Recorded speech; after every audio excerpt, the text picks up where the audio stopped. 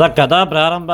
అసలు ఈ పోలాల అమావాస్య అంటే ఏంటి, దీన్ని మనం ఎందుకు చేస్తున్నాము, ఈ పోలేరమ్మని పూజించడం వల్ల ఒకప్పుడు పూర్వకాలమునందు ఎవరు ఎలాంటి ఫలితాన్ని పొందారు, అలాగే ఇప్పటికీ కూడా మనం ఈ కలియుగంలోని 2024 సంవత్సరం వచ్చినా సరే భాద్రపద మాసంలోని వచ్చేటువంటి కృష్ణపక్షంలో, అనగా మహాలయ పక్షం అని కూడా అంటారు, ఆ కృష్ణపక్షంలోని ఆఖరి రోజు అయినటువంటి ఆ యొక్క అమావాస్య నాడు ఈ పోలేరమ్మ పూజ మనం ఎందుకు చేస్తున్నాము, అలాగా కంద మొక్కను పెట్టి మనం ఎందుకు పూజ చేస్తాము, దీని వెనుకున్న వృత్తాంతం ఏంటి, ఇలాంటివన్నీ కూడా చెప్తాను, దయచేసి శ్రద్ధగా వినండి.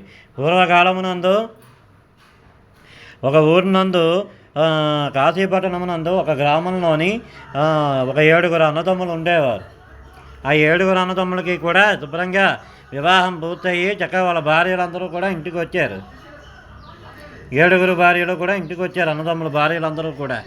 వచ్చిన తర్వాత కొంతకాలం తర్వాత ఈ 7 కోడళ్ళు కూడా ఆ యొక్క పోలేరమ్మ నోము చేద్దామని చెప్పి సంకల్పించుకొని చక్కగా భాద్రపద మాసం నాడు కృష్ణపక్షంలో వచ్చే ఆఖరి రోజు అనేటువంటి అమావాస్య నాడు, అనగా పోలాల అమావాస్య నాడు శుభ్రంగా ఆ యొక్క పూజ అంతా కూడా చేయడానికి సిద్ధమయ్యారు. సిద్ధమవుతూ ఉంటే అందులో ఆఖరి కోడలు అయినటువంటి 7వ కోడల తాలూకా కుమారుడు చనిపోవడం అనేటువంటిది జరిగింది. అలా ఎప్పుడైతే జరిగిందో మిగతా కోడళ్ళందరూ కూడా ఆఖరి కోడల్ని తిట్టడం మొదలుపెట్టారు. ఏమని అంటే, ఇలాగే పోలాల అమావాస్య నాడు ఆ పోలేరమ్మ పూజ చేస్తే చాలా మంచిది, పూజ చేద్దాం అనుకుంటే కరెక్ట్గా నీ కొడుకు అప్పుడే చనిపోయాడు అని చెప్పి, అది మొదలు 6 కొడుకుల విషయంలో అలాగే జరుగుతున్నది. 6 ఏళ్ళుగా ప్రతి సంవత్సరం వాళ్ళు పోలాల అమావాస్య నాడు పూజకు కూర్చోవడం, ఆఖరి కోడల తాలూకా కుమారుడు చనిపోవడం.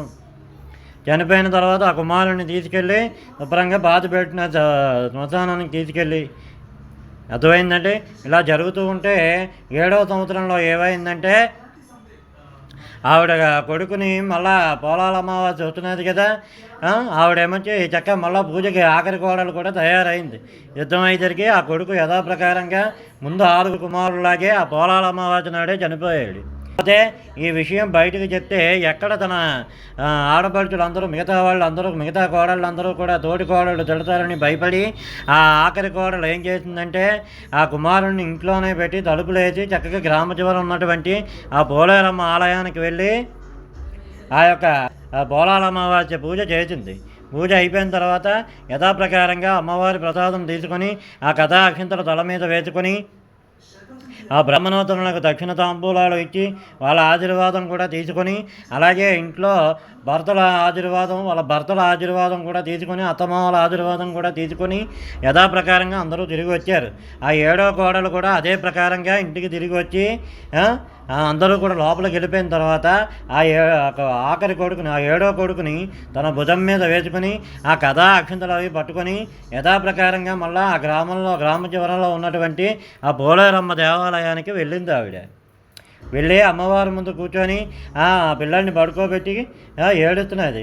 ప్రతి సంవత్సరం కూడా నేను పోలాల అమావాస్య నాడు నీ పూజ చేద్దాం అనుకుంటాను, నా కుమారులు చనిపోతున్నారు, అలా 6 కుమారులు చనిపోయారు, ఇప్పుడు 7వ కొడుకు కూడా చనిపోయాడు, దీనికి నాకు పరిష్కారం ఏమీ లేదా అమ్మ, నీ పూజ చేసుకునే భాగ్యము, అదృష్టము, సౌభాగ్యము నాకు లేదా అని చెప్పి హోరున ఏడుస్తూ ఉంటే, పూర్వకాలమునందు ఏంటంటే గ్రామాల్లోని దేవతలు ఉండేవారు. ప్రతి గ్రామానికి కూడా ఒక అమ్మవారి దేవాలయం, అలాగే ఆ అమ్మవారు ఆ గ్రామంలో పర్యటిస్తారని చెప్పి చంద్రకాంతులు పడ్డ సమయం అయ్యాక ఒక నానుడు అనేటువంటిది ఉండేది. చీకటి పట్టిన తర్వాత ఊరంతా కూడా ఏ గ్రామం అయితే ఉందో ఆ గ్రామానికి సంబంధించి ఆ అమ్మవారు తిరుగుతుందని చెప్పి పురాణాల్లో కూడా అలాగే ఉంది. అందుకే ఇందాక అష్టోత్తరం చెప్పినప్పుడు మీకు ఈ గ్రామ దేవత ఎవరు అని అడిగాను. ఓం ఐం బ్రీం బ్రీం భూలోకమాచేన మాన, అందుకే అన్నాం.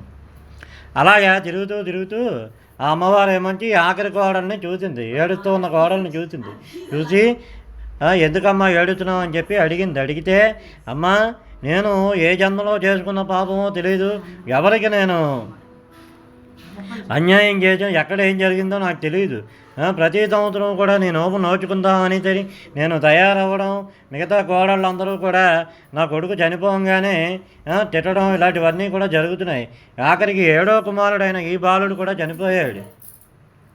ఈ బాలుని కూడా నేను శ్మశానంలో బాధ పెట్టడానికి వెళ్తూ నాకు ఎందుకు ఇలా అవుతున్నదో అర్థం కాక నీ దగ్గర శరణు కోరదాం అని చెప్పి ఇక్కడికి తీసుకొచ్చాను, నీ ఆలయానికి తీసుకురాకూడదని తెలిసినా సరే నా బాధ నీకు చెప్పుకోవడానికి తీసుకొచ్చానమ్మా అని చెప్పి ఆ పోలేరమ్మకి చెప్పింది. చెప్పంగానే ఆ పోలేరమ్మ ఈ విధంగా అన్నది, బాధపడకు తల్లి, కర్మఫలాన్ని ఎవరు కూడా తప్పించలేరు. గత జన్మలో మానవులు చేసినటువంటి పాపాలు తర్వాత జన్మలోని పట్టి పీడిస్తాయి. కాబట్టి నీకు తప్పేమీ లేదు. ఈ జన్మలో నువ్వు చక్కగా జగన్మాతకి ఆ మాత అమ్మవారందరినీ కూడా చక్కగా పూజలన్నీ కూడా చేస్తున్నావు, నోములు నోచున్నావు, వ్రతాలు చేస్తున్నావు. కానీ పూర్వజన్మ కర్మఫలం వల్ల నీకు ఇలా జరిగింది. చింతించకు, దీనికి ఒక పరిష్కారం ఉన్నదని చెప్పి మళ్ళా యథాప్రకారంగా నా తాలూకా పూజని ఆ పోలాల అమావాస్య నాడు అదే పూజని మళ్ళీ అదే ప్రకారంగా చేసిన తర్వాత ఆ కథ అక్షింతలు పట్టుకొని ముందు చనిపోయినటువంటి నీ 6 కుమారుల్ని ఎక్కడైతే బాధ పెట్టావో అక్కడికి వెళ్ళి ఆ యొక్క ఎక్కడైతే బాధ పెట్టావో ఆ మట్టి మించి ఆ అక్షింతలు వేసి పోలేరమ్మ అని మనసులో అనుకుని ఆ కొడుకుల పేర్లు చెప్పు, కుమారులందరూ కూడా లేచి తిరిగి వస్తారని చెప్పి ఆ యొక్క పోలేరమ్మ చెప్పి అక్కడి నుంచి అంతర్ధానం అయిపోయిన తర్వాత ఆ కోడలు ఆఖరి కోడలు ఆ 7వ కోడలు యథాప్రకారంగా పూజ అంతా కూడా చేసి పోలాల అమావాస్య పూజ మళ్ళీ చేసి అదే దేవాలయంలోని ఆ కథా అక్షింతలు కూడా పట్టుకొని ఎక్కడెక్కడైతే ముందు 6 కొడుకుల్ని కూడా బాధ పెట్టిందో అక్కడికి వెళ్ళి ఆ అక్షింతలు వేస్తూ మనసులో పోలేరమ్మ అనుకుంటూ పైకేమో ఆ కొడుకుల పేర్లు చెప్తూ వేసింది. అలా చెప్పగానే ఆ పోలేరమ్మ దయ వల్ల చక్కగా కుమారులందరూ కూడా లేచి కూర్చొని చక్కగా అందరూ కలిపి ఇంటికి తిరిగి వచ్చారు. రాగానే మిగతా కోడళ్ళందరూ అడిగారు, ఇదేంటిది వీళ్ళందరూ ఎలాగొచ్చారు అని అడిగితే ఇలాగా పూజ అయిపోయిన తర్వాత 7వ కొడుకు కూడా నాకు చనిపోయాడు, చెప్తే మీరు తిడతారని నేను పైకి చెప్పలేదు. పూజ అంతా కూడా అయిపోయిన తర్వాత నేను ఇంటికి వచ్చి ఇలాగా 7వ కొడుకు శవాన్ని తీసుకొని అమ్మవారి గుడికి వెళ్ళి ఇలాగ నేను మళ్ళా అమ్మవారిని దగ్గర ఏడుస్తూ ఉంటే అమ్మవారికి నా మీద దయ కలిగి ఈ విధంగా చెప్పుకొచ్చింది. పూజా విధానం అంతా కూడా ఇలా అక్షింతలు తీసుకెళ్ళి ఎక్కడెక్కడైతే కుమారుల్ని బాధ పెట్టానో అక్కడ వేయమని చెప్పింది. ఆ ప్రకారంగా నేను చేశాను. దాని తాలూకా ఫలితమే ఈ 6 కుమారులతో పాటు ఈ 7వ కుమారుడు కూడా అందరం కూడా క్షేమంగా తిరిగి వచ్చామని చెప్పి ఆ ఆఖరి కోడలు మిగతా కోడళ్ళందరికీ కూడా చెప్పింది. అది మొదలు ఆ గ్రామంలోనే కాకుండా అలాగా అన్ని గ్రామాల్లోనే అలాగే భారతదేశం అంతటా ప్రపంచం అంతటా కూడా భాద్రపద మాసం నాడు చక్కగా కృష్ణపక్షంలో వచ్చినటువంటి అమావాస్యని పోలాల అమావాస్యగా భావిస్తూ దాన్నే కృష్ణపక్షాన్ని మహాలయ పక్షం అని కూడా అంటారు. భావిస్తూ చక్కగా ఆ పోలేరమ్మ తాలూకా పూజ అందరూ కూడా చేస్తూ వచ్చారు. అయితే ఈ పోలాల అమావాస్య నాడు అమ్మవారి పూజ చేయడం వల్ల కలరా అని మసూచి అని ఇలాంటి అంటువ్యాధులు ఏవి కూడా రావని చెప్పి పురాణాల్లో చెప్పడం జరిగింది. అర్థమైందండి. అందుకే ఆ పోలేరమ్మ పూజ అయిన తర్వాత ఆ యొక్క కంక తోరణాన్ని చేతికి కంకణంలో కట్టుకొని చక్కగా 3 రోజుల పాటు ఉంచుకొని లక్షీ శుక్ర వారాలు కాకుండా ఆ తర్వాత వారం ఆ కంకణం ఇప్పేసి మళ్ళీ యథాప్రకారంగా స్నానం చేసి అమ్మవారిని తలుచుకొని మన పని మనం చేసుకోవాలి. పూజా కార్యక్రమం అంతా కూడా అయిపోయిన తర్వాత ఆ రోజు సాయంకాలం కానీ లేదు మేము ఉంచగలం చేయగలము అనుకుంటే 3 రోజుల పాటు ఆ మొక్కని ఇంట్లోనే ఉంచి 2 పూట్ల దీపారాధన అనేటువంటిది చేయాలి. చేసి చక్కగా ఎవరికి నచ్చినట్టుగా వాళ్ళు ప్రసాదాన్ని నివేదించాలి. కొంతమంది కలగాయ పులుసు అంటే అర్థం ఏంటంటే 9 రకాల కాయగూరలతోటి ఒక పులుసు తయారు చేసి అమ్మవారికి నైవేద్యం పెడతారు.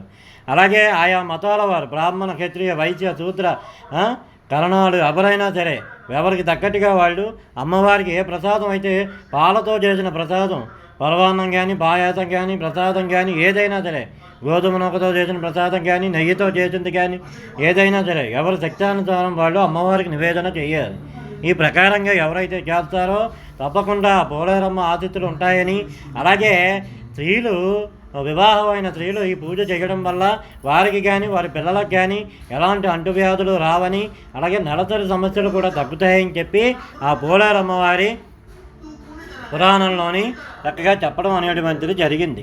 అందుకనే మన తెలుగు రాష్ట్రాల్లోని మనం తూర్పు భాగాన ఉంది కాబట్టి విశాఖపట్నం, విజయనగరం, శ్రీకాకుళం మనం అంతా కూడా భాద్రపద మాసంలో వచ్చే ఆ ఆఖరి రోజైన అమావాస్యని పోలాల అమావాస్యగా భావిస్తాం. అదే గోదావరి జిల్లాల్లో అయితే శ్రావణ మాసంలో వచ్చే ఆఖరి రోజైన అమావాస్యని వాళ్ళు పోలాల అమావాస్యగా భావిస్తారు. అర్థమైందండి. ఇది పోలేరమ్మ తాలూకా కదా. ఇది స్కాంద పురాణ ఇతిహాసం